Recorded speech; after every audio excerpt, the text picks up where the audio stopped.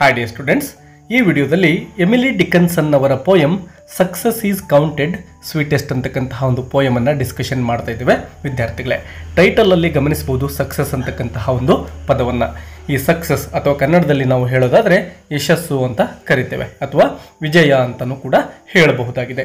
ಈ ಯಶಸ್ಸು ಅಂತಕ್ಕಂಥದ್ದು ಯಾವ ವ್ಯಕ್ತಿಗೆ ಸಿಕ್ಕಿರುತ್ತಲ್ವಾ ಅವನಿಗೆ ಅದರ ಮಹತ್ವ ತಿಳಿದಿರೋದಿಲ್ಲ. ಯಾವ ವ್ಯಕ್ತಿ ಸೋತಿರ್ತಾನೋ ಪರಾಭವಗೊಂಡಿರ್ತಾನೋ ಅವನಿಗೆ ಈ ಒಂದು ಸಕ್ಸಸ್ನ ನಿಜವಾದ ಮಹತ್ವ ಏನು ಅಂತಕ್ಕಂಥದ್ದು ತಿಳಿದಿರುತ್ತೆ ಅಂತಕ್ಕಂತಹ ಒಂದು ಥೀಮನ್ನು ಈ ಪೋಯಮ್ ಮೂಲಕ ನಾವು ಕಲಿತಾ ಹೋಗ್ತೇವೆ. ಸ್ಟಾರ್ಟಿಂಗಲ್ಲಿ ನೋಡಿ about the poet and the poem ನೋಡ್ತಾ ಹೋಗೋಣ. Emily Dickinson was a famous American poet. ಇವರೊಬ್ಬ ಅಮೇರಿಕನ್ ಪೋಯೆಟ್ ಆಗಿದ್ದಾರೆ. She is known for her short thoughtful poems. ತುಂಬಾ ಶಾರ್ಟ್ ಆಗಿರ್ತಕ್ಕಂತಹ ಒಂದು ಪೋಯಮ್ಸ್ಗಳನ್ನು ಇವರು ಬರೀತಾರೆ ಮತ್ತು ಇವರ ಒಂದು ಪೋಯಮ್ಸ್ ಏನಿರ್ತಾವೆ ಅವು ತುಂಬ ಥಾಟ್ಫುಲ್ ಆಗಿರ್ತವೆ. ಶಿ ರೋಟ್ ನಿಯರ್ಲಿ 1800 ಪೋಯಮ್ಸ್, 1800 ಪೋಯಮ್ಗಳನ್ನು ಇವರು ಬರೆದಿದ್ದಾರೆ ವಿದ್ಯಾರ್ಥಿಗಳೇ. She is now considered one of the greatest poets in American literature. ಅವರನ್ನು ನಾವು ಅಮೇರಿಕನ್ ಲಿಟ್ರೇಚರಲ್ಲಿನೇ ಒಬ್ಬ ಗ್ರೇಟೆಸ್ಟ್ ಪೋಯೆಟ್ ಅಂತೇಳಿ ಕನ್ಸಿಡರ್ ಮಾಡ್ತೇವೆ.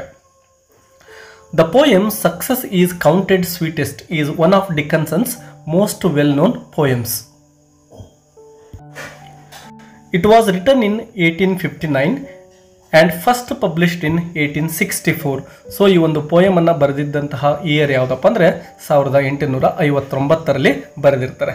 1864 ಅಂದರೆ 5 ವರ್ಷಗಳ ನಂತರದಲ್ಲಿ ಈ ಒಂದು ಪೋಯಮ್ ಪಬ್ಲಿಷ್ ಆಗುತ್ತೆ.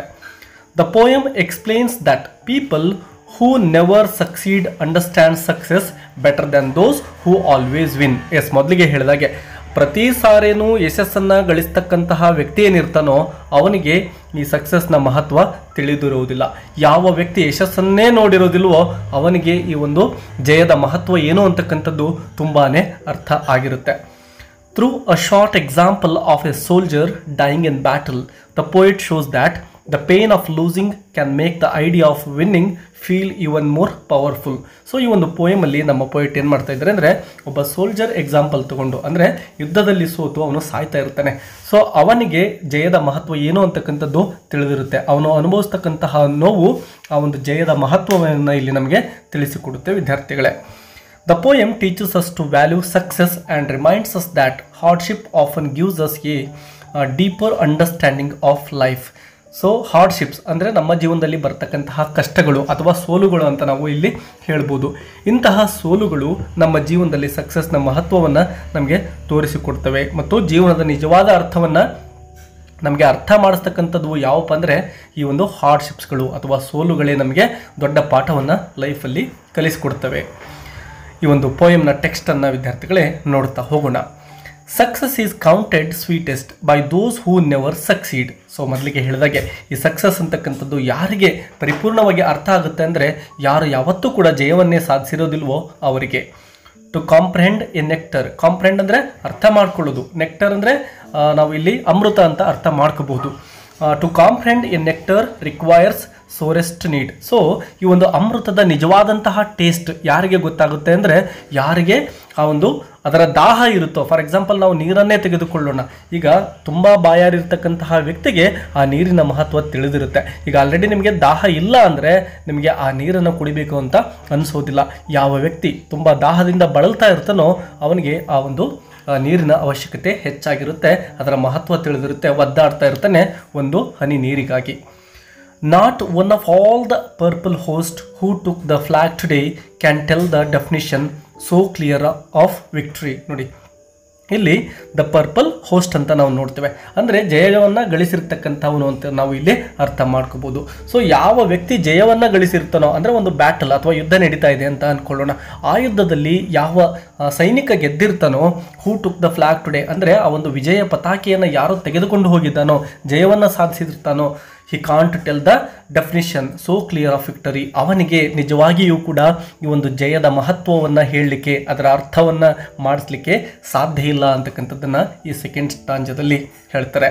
ಅದೇ ರೀತಿ ಥರ್ಡ್ ಸ್ಟಾಂಜದಲ್ಲಿ ನೋಡಿ, as he defeated, dying on whose forbidden ear the distant strains of triumph burst agonized and clear. So ಯಾವ ವ್ಯಕ್ತಿ ದೂರದಲ್ಲಿ ಅಂದರೆ ಯುದ್ಧ ಮಾಡಿ ಈಗ ಸಾವು ಮತ್ತು ಬದುಕಿನ ಮಧ್ಯೆ ಹೋರಾಡ್ತಾ ಇದ್ದಾನೆ, ಅಂದರೆ ಗಾಯಗೊಂಡು ಆ ಒಂದು ಯುದ್ಧದ ಬ್ಯಾಟಲ್ ಫೀಲ್ಡ್ ಏನಿತ್ತೋ ಅಲ್ಲಿ ಬಿದ್ದಿರ್ತಾನೆ. ಇನ್ನೇನು ಕೆಲವೇ ಕ್ಷಣಗಳಲ್ಲಿ ಅವನ ಪ್ರಾಣ ಪಕ್ಷಿ ಹಾರಿ ಹೋಗ್ಲಿಕ್ಕಿರುತ್ತೆ. ಇಡೀ ಸಾಮ್ರಾಜ್ಯವನ್ನು, ಅಂದರೆ ಅಷ್ಟು ದಿನಗಳ ಕಾಲ ನನ್ನ ರಾಜ್ಯ ಅಂತ ಅವನು ಅನ್ಕೊಂಡಿರ್ತಾನೆ, ಅದನ್ನು ಈಗ ಕಳ್ಕೊಂಡಿದ್ದಾನೆ ಯುದ್ಧದಲ್ಲಿ ಸೋತು. ಸೊ ಆ ವ್ಯಕ್ತಿಗೆ ಈ ಒಂದು ಟ್ರಯಂಪ್ ಅಂದರೆ ವಿಜಯ ಅಂತಕ್ಕಂಥದ್ದು ಎಷ್ಟೊಂದು ಮಹತ್ವ ಅಂತಕ್ಕಂಥದ್ದು ತಿಳಿದಿರುತ್ತೆ. ಗೆದ್ದು ವಿಜಯ ಪತಾಕೆ ಹಾರಿಸ್ತಕ್ಕಂತಹ ವ್ಯಕ್ತಿಗೆ ಅದರಿಂದ ಅರ್ಥ ಆಗೋದಿಲ್ಲ ಆ ಒಂದು ಯಶಸ್ಸಿನದು ಅಂಥೇಳಿ. ಸೊ ಈ ಒಂದು ಪೋಯಮ್ನ ಸ್ಟಾಂಜಾ ವೈಸ್ ಈಗ ಒಂದಿಷ್ಟು ಸಮರಿಯನ್ನು ನೋಡ್ತಾ ಹೋಗೋಣ ವಿದ್ಯಾರ್ಥಿಗಳೇ. Success is counted sweetest by those who never succeed, to comprehend a nectar requires sorest need. Yes, ಇಲ್ಲಿ ಎಕ್ಸ್ಪ್ಲನೇಷನ್ ಇದೆ, ನೀವು ಇದನ್ನು ನೋಟ್ ಮಾಡ್ಕೋಬಹುದು. In this first stanza the poet says that success is most deeply appreciated by those who have never experienced it.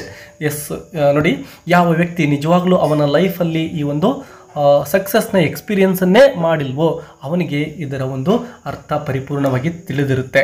Just like a person who is very thirsty will enjoy something sweet. ಮೊದಲಿಗೆ ಹೇಳಿದಾಗೆ ಯಾವ ವ್ಯಕ್ತಿಗೆ ದಾಹ ಇರುತ್ತೋ, ಈ ಒಂದು ಅಮೃತ ಅಥವಾ ನೀರಿನ ಅವಶ್ಯಕತೆ ಇರುತ್ತೋ ಅವನಿಗೆ ಮಾತ್ರ ಅದರ ಮಹತ್ವ ತಿಳಿದಿರುತ್ತೆ. More than someone who always has it. ಯಾವ ವ್ಯಕ್ತಿ ಈ ಒಂದು ನೆಕ್ಟರ್ನ ಹೊಂದಿರ್ತಾನೋ ಅಥವಾ ಆಲ್ರೆಡಿ ವಾಟರ್ನ ಹೊಂದಿರ್ತಾನೋ ಅವನಿಗೆ ಅದರ ಮಹತ್ವ ತಿಳಿದಿಲ್ಲ. People who don't succeed often truly understand the value of success. So people who don't succeed ಅಂದರೆ ಜೀವನದಲ್ಲಿ ಒಂದೇ ಒಂದು ಸಾರಿನೂ ಯಶಸ್ಸನ್ನೇ ನೋಡೇ ಇರೋದಿಲ್ಲ ಆ ವ್ಯಕ್ತಿ, ಅವನಿಗೆ ಈ ಒಂದು ಸಕ್ಸಸ್ನ ಮಹತ್ವ ತಿಳಿದಿರುತ್ತೆ. The harder it is to get something the more precious it feels. So ಯಾವುದನ್ನೇ ಆಗಲಿ ನಾವು ಲೈಫಲ್ಲಿ ಅದನ್ನು ಪಡೆದುಕೊಳ್ಳಿಕ್ಕೆ ತುಂಬಾ ಕಷ್ಟಪಡ್ತಾ ಇದ್ದೇವೆ ಅಂದರೆ ಅದರ ನಿಜವಾದ ಅರ್ಥ ನಮಗೆ ತಿಳಿದಿರುತ್ತೆ. ಯಾವುದು ಕೂಡ ತುಂಬ ಸುಲಭದಲ್ಲಿ ಸಿಗಬಾರ್ದು. ಸೊ ಕಷ್ಟಪಟ್ಟು ಸಿಕ್ಕಾಗ ಅದರ ಮಹತ್ವ ನಮಗೆ ತಿಳಿದಿರುತ್ತೆ. ಇನ್ನು ಸೆಕೆಂಡ್ ಸ್ಟಾಂಜಾ ನೋಡಿ, not one of all the purple host who took the flag today can tell the definition so clear of victory. Yes, already ನೋಡಿ ಇದರ ಬಗ್ಗೆ ಹೇಳಿದ್ದೇವೆ. ಇನ್ನೊಂದ್ಸರಿ ಇಲ್ಲಿ ಸಮರಿಯನ್ನು ಸಿಂಪಲ್ ಲೈನಲ್ಲಿ ನೋಡೋಣ. In this ಸ್ಟಾಂಜಾ the poet talks about A winning army.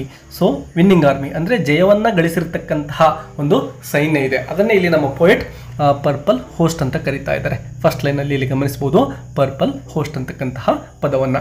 ಇದರ ಅರ್ಥ ವಿನ್ನಿಂಗ್ ಆರ್ಮಿ ಅಂತೇಳಿ.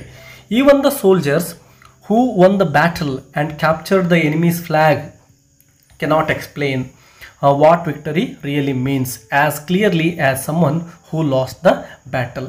ಸೊ ಇಲ್ಲಿ ಫ್ಲ್ಯಾಗ್ ಅಂದರೆ ಈಗ ಅಪೋಸಿಟ್ ಏನು ಸೋಲ್ಸಿರ್ತಾರಲ್ವ ಸೈನಿಕರನ್ನ, ಅವರ ಒಂದು ಪತಾಕೆಯನ್ನು ಕಿತ್ಕೊಂಡು ಅಂದರೆ ಅವರ ಫ್ಲ್ಯಾಗನ್ನು ತೆಗೆದುಕೊಂಡು ಇವರು ಹಾರಿಸ್ತಾ ಇದ್ದಾರೆ, ಅಂದರೆ ವಿಜಯವನ್ನು ಸಂಭ್ರಮಿಸ್ತಾ ಇದ್ದಾರೆ ಆ ಒಂದು ಬ್ಯಾಟಲನ್ನು ಗೆದ್ದುಬಿಟ್ಟು. ಸೊ ಆ ವ್ಯಕ್ತಿಗೆ ಈ ಒಂದು ವಿಜಯದ ಮಹತ್ವವನ್ನು ಹೇಳಲಿಕ್ಕೆ ಸಾಧ್ಯ ಆಗೋದಿಲ್ಲ. As clearly as someone who last the battle. ಯಾರು ಯುದ್ಧವನ್ನು ಸೋತಿದ್ದಾನೋ ಅವನು ಹೇಳಿದಷ್ಟು ಕ್ಲಿಯರಾಗಿ ಆ ಒಂದು ವಿಕ್ಟರಿಯ ಮಹತ್ವವನ್ನು ಹೇಳಲಿಕ್ಕೆ ಗೆದ್ದಿರ್ತಕ್ಕಂಥವನಿಗೆ ಸಾಧ್ಯ ಆಗೋದಿಲ್ಲ. The winners may have success. Yes, ಗೆದ್ದಿರೋನು ಮೇ ಬಿ ಸಕ್ಸಸ್ ಅವನ ಕಡೆ ಇರ್ಬೋದು, but they might not fully feel or understand its true value. ಆ ಒಂದು ಸಕ್ಸಸ್ನ ವ್ಯಾಲ್ಯೂ ಏನು ಅಂತಕ್ಕಂಥದ್ದು, ಮೌಲ್ಯ ಏನು ಅಂತಕ್ಕಂಥದ್ದು ಆ ವ್ಯಕ್ತಿಗೆ ಅರ್ಥ ಆಗೋದಿಲ್ಲ, ಗೆದ್ದಿರುವ ವ್ಯಕ್ತಿಗೆ. ಸ್ಟಾಂಜಾ 3 ನೋಡಿ, as he defeated, dying on whose forbidden ear the distant strains of triumph burst agonized and clear. This stanza describes a dying soldier who has lost the battle. So already ಯುದ್ಧವನ್ನು ಸೋತಿರ್ತಕ್ಕಂತಹ ಒಬ್ಬ ಸೈನಿಕನ ಬಗ್ಗೆ ಇಲ್ಲಿ ನಾವು ನೋಡ್ತಾ ಇದ್ದೇವೆ, ಅವನ ತಳಮಳವನ್ನು. He lies on the ground defeated and listens to the sound of the enemy celebrating their victory. So ಅವನು ಕೆಳಗಡೆ ಬಿದ್ದಿದ್ದಾನೆ ಮತ್ತು ದೂರದಲ್ಲಿ ಇವನ ಶತ್ರು ಜಯವನ್ನು ಗಳಿಸಿದ್ದಾನೋ ಅವನು ಸಂಭ್ರಮಿಸ್ತಾ ಇದ್ದಾನೆ. ಅವನು ಸಂಭ್ರಮಿಸ್ತಕ್ಕಂತಹ ಧ್ವನಿ, ಆ ಒಂದು ವಿಜೃಂಭಣೆಯಿಂದ ಅವರು ಸೆಲೆಬ್ರೇಟ್ ಮಾಡ್ತಾ ಇದ್ದಾರೆ, ಆ ಧ್ವನಿ ಇವನಿಗೆ ಕೇಳಿಸ್ತಾ ಇದೆ ನೋಡಿ. ಡಿಸ್ಟಾಂಟ್ ಸ್ಟ್ರೈನ್ಸ್ ಅಂದರೆ ದೂರದಲ್ಲಿ ಅವರೇನು ಜಯವನ್ನು ಸಂಭ್ರಮಿಸ್ತಾ ಇದ್ದಾರೋ ಅದು ಬಂದು ಕೇಳ್ತಾ ಇದೆ. Burst agonised and clear. So ಅವನಿಗೆ ನೋವನ್ನು ತರ್ತಾ ಇದೆ. To him these sounds are both painful and clear. So ಆ ಒಂದು ಸೌಂಡ್ಸ್ ಏನು ಕೇಳ್ತಾ ಇದ್ದೇನೋ ಅವು ತುಂಬಾ ನೋವನ್ನು ತರ್ತವೆ. Because he has lost everything. ಅವನೆಲ್ಲವನ್ನು ಕೂಡ ಕಳೆದುಕೊಂಡಿದ್ದಾನೆ. He understands the true meaning of success. ಅವನಿಗೆ ನಿಜವಾಗಲೂ ಕೂಡ ಯಶಸ್ಸಿನ ಒಂದು ಮಹತ್ವ ತಿಳಿದಿದೆ. ಒಂದು ವೇಳೆ ಅವನು ಯುದ್ಧದಲ್ಲಿ ಸಕ್ಸಸ್ ಆಗಿದ್ದರೆ ಇವತ್ತು ಈ ಪರಿಸ್ಥಿತಿ ಬರ್ತಿರಲಿಲ್ಲ, ಅವನೆಲ್ಲವನ್ನು ಕಳೆದುಕೊಳ್ತಾ ಇರಲಿಲ್ಲ, ಪ್ರಾಣವನ್ನು ಕೂಡ ಕಳೆದುಕೊಳ್ತಾ ಇರಲಿಲ್ಲ. and feels the pain of not having it more than the winners feel the joy of having it. So ಗೆದ್ದಿರೋನು ಆ ಒಂದು ಸಂತೋಷದಿಂದ ವಿಜಯವನ್ನು ಸಂಭ್ರಮಿಸ್ತಾ ಇರ್ಬೋದು, ಬಟ್ ಅದಕ್ಕಿಂತ ಹೆಚ್ಚಿನ ಮಹತ್ವ ಯಾರಿಗಿದೆ ಅಂದರೆ ಇಲ್ಲಿ ಸೋತಂತಹವನಿಗಿದೆ. ಅವನಿಗೆ ಆ ಯಶಸ್ಸಿನ ಅವಶ್ಯಕತೆ ಇರುತ್ತೆ. Message of the poem. The poem's main message is that true success is best understood and deeply felt by those who have experienced failure or loss. So ಮೊದಲಿಗೆ ಹೇಳಿದ ಹಾಗೆ ಈ ಒಂದು ಸಕ್ಸಸ್ನ ನಿಜವಾದ ಅರ್ಥ ಆಗೋದು ಯಾರು ಫೇಲ್ಯೂರ್ ಅಂದರೆ ಸೋಲನ್ನು ಅಪ್ಪಿರ್ತಾರೋ, ಕಳೆದುಕೊಂಡಿರ್ತಾರೋ ಅವರಿಗೆ ಮಾತ್ರ. People who never succeed value success more than those who win easily because they know how hard it is to achieve. So ಯಾವ ವ್ಯಕ್ತಿ ಸೋತಿರ್ತಾನೋ ಅಥವಾ ಗೆಲುವನ್ನು ಪಡೀಲಿಕ್ಕೆ ತುಂಬಾ ಕಷ್ಟಪಟ್ಟು ಜಯವನ್ನು ಸಾಧಿಸ್ತಾನೋ ಅಥವಾ ಯಾವತ್ತೂ ಕೂಡ ಗೆದ್ದೇ ಇಲ್ಲ ಅಂತ ಅಂದ್ಕೊಳ್ಳೋಣ, ಅಂತಹ ವ್ಯಕ್ತಿಗೆ ಆ ಒಂದು ಸಕ್ಸಸ್ಸನ್ನು ಪಡೀಲಿಕ್ಕೆ ಎಷ್ಟೆಲ್ಲ ಕಷ್ಟಪಡಬೇಕು ಅನ್ನೋದು ಅರ್ಥ ಆಗೋಗಿರುತ್ತೆ. ತುಂಬ ಸುಲಭವಾಗಿ ಯಾವುದಲ್ಲಾದರೂ ಗೆದ್ದುಬಿಟ್ರೆ ಅದರ ಮಹತ್ವ ತಿಳಿಯೋದಿಲ್ಲ. Emily Dickinson reminds us that struggle and longing make us appreciate success more. So ಯಾವುದನ್ನೇ ಆಗಲಿ ನಾವು ಪಡಿಬೇಕು ಅಂದರೆ ಸ್ವಲ್ಪ ಸ್ಟ್ರಗಲಲ್ಲಿ ಇರಲೇಬೇಕು, ಆ್ಯಂಡ್ ಲಾಂಗಿಂಗ್ ಅಂದರೆ ಅದನ್ನು ಪಡಿಲೇಬೇಕು ಅಂತಕ್ಕಂತಹ ಹಂಬಲ ನಮ್ಮಲ್ಲಿ ಇರಬೇಕು. ಅಂದಾಗ ಮಾತ್ರ ಸಕ್ಸಸ್ನ ಒಂದು ಮೌಲ್ಯ ನಮಗೆ ತಿಳಿಯುತ್ತೆ. We understand the worth of something only when we don't have it. So ಯಾವುದು ನಮ್ಮ ಬಳಿ ಇಲ್ಲವೋ ಅದರ ಮಹತ್ವ ಏನು ಅಂತಕ್ಕಂಥದ್ದು ನಮಗೆ ತಿಳಿದಿರುತ್ತೆ ಅಂತಕ್ಕಂತಹ ಒಂದು ಬ್ಯೂಟಿಫುಲ್ ಮೆಸೇಜೊಂದಿಗೆ ಈ ಒಂದು ಪೋಯಮನ್ನು ಮುಗಿಸ್ತಾ ಇದ್ದೇವೆ ವಿದ್ಯಾರ್ಥಿಗಳೇ. ವಿಡಿಯೋ ಹೆಲ್ಪ್ಫುಲ್ ಅನಿಸಿದರೆ ಒಂದು ಲೈಕ್ ಕೊಡೋದನ್ನು ಮರಿಬೇಡಿ, ಮತ್ತು ಈ ಒಂದು ವಿಡಿಯೋನ ನಿಮ್ಮ ಫ್ರೆಂಡ್ಸ್ ಜೊತೆನೂ ಕೂಡ ಶೇರ್ ಮಾಡ್ಕೊಳ್ಳಿ. ನಿಮ್ಮ ಅಭಿಪ್ರಾಯಗಳನ್ನು ಕಮೆಂಟ್ ಬಾಕ್ಸಲ್ಲಿ ಕಮೆಂಟ್ ಮಾಡಿ. ಬೇರೆ ಯಾವುದಾದ್ರೂ ಲೆಸನ್ ಅಥವಾ ಪೋಯಮ್ನ ಸಮರಿ ಬೇಕು ಅಂದರೆ ಅದರ ಟೈಟಲ್ ಮತ್ತು ರೈಟರನ್ನು ಕಮೆಂಟ್ ಮಾಡಿ ವಿದ್ಯಾರ್ಥಿಗಳೇ. Thank you for watching and all the best. Take care.